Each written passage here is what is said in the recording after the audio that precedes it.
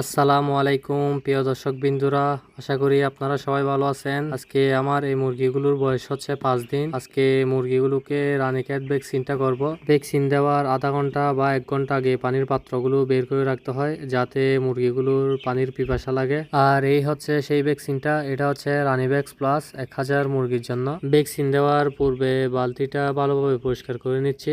এরপর পরিষ্কার 5 লিটার মতো পানি নিব, কারণ ভ্যাকসিনের মেয়াদ থাকে 2 ঘন্টা মতো। পানিগুলো যাতে 1 ঘন্টা বা 2 ঘন্টার মধ্যে খেয়ে ফেলে, তাই 5 লিটার পানি নিলাম। আর এই ভ্যাকসিনটা হচ্ছে 1000 মুরগির বাচ্চার জন্য।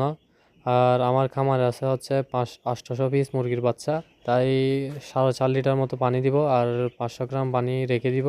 অবশেষে ভ্যাকসিনগুলো রেডি করে ফেললাম। এখন ভ্যাকসিনগুলো বসাই দেওয়ার পালা। ভ্যাকসিনের পানিগুলো যত দ্রুত সম্ভব তাড়াতাড়ি বসাই দিতে হবে। তো বন্ধুরা, আজকে এতটুকুই। সবাই আমার মুরগিগুলোর জন্য দোয়া করবেন। আল্লাহ হাফেজ।